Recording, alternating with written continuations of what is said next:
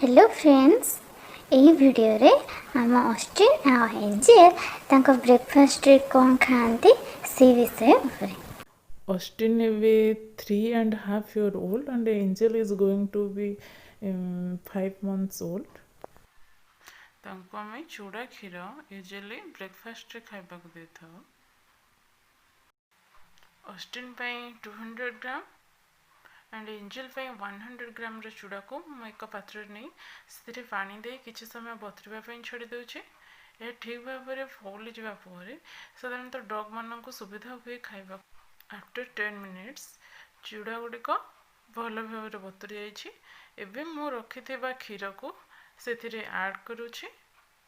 आम जी परिमाणर क्षीर नौछे तार सामान परिमाणर किंबा क्षीरर क्वांटिटी ठारू टिके अधिका पानी नेबा सो दैट कि तांकर डाइजेशन टा ठीक भल भाव में होई परिबो। ऑस्टिन भी टिके कम पानी पी थाए ସେଥିପାଇଁ ତାର ଖାଇବାରେ ଟିକେ ଅଧିକା ପାଣି ଦେବାକୁ ପଡ଼େ, ନହେଲେ ତାର ଡାଇଜେସନରେ ପ୍ରୋବ୍ଲେମ୍ ହୁଏ, ବାନ୍ତି କରେ। ଏବେ ଚୁଡ଼ା କ୍ଷୀରକୁ ଭଲ ଭାବରେ ହାତରେ ଚକଟି ଦେବା, ଯାହାଦ୍ୱାରା କି ସେଇଟା ନରମ ହୋଇଯିବ ଏବଂ ଖାଇବାରେ ସୁବିଧା ହେବ ଡଗ୍ମାନଙ୍କୁ। ଏବେ ଏଞ୍ଜେଲର ଖାଇବା ଟାଇମ୍, ସେ ତ ସବୁବେଳେ ପୁରା ରେଡ଼ି ଥାଏ ଖାଇବା ପାଇଁ। केवल क्षीर चूड़ा पानी को भल भाव में मिक्स करी खाइबा को देबा। आउ सेतिरे लुण चीनी ये गुड़ाक तो केबे भी ऐड करेंगे नहीं, बिकज एटा खाइबा द्वारा कुकुड़ मानकर देह मध्य खराब होता है। एंजेल एबे 6 मंथ होइनी तो तार खाइबार आमको विटामिन कैल्शियम एटा सब मिक्स करके दबा को पड़ुछि।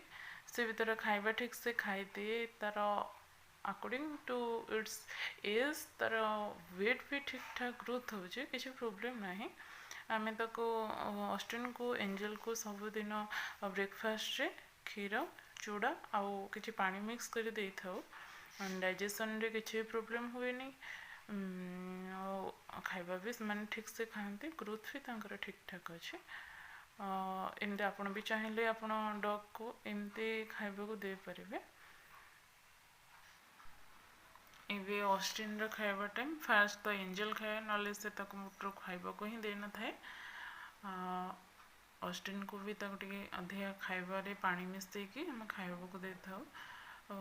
लंच हो ब्रेकफास्ट हो डिनर हो तार खाइबा रे आमे क्षीर पूरा परिमाण ठारू पानी रो परिमाण टिके अधिका रखि थाउ।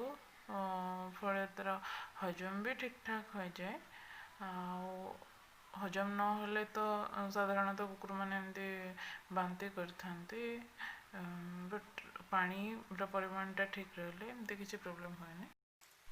I think this video will definitely helpful for those who have a dog and who are planning to keep a dog as his pet. Thanks for watching. Please like and subscribe our channel. Thank you.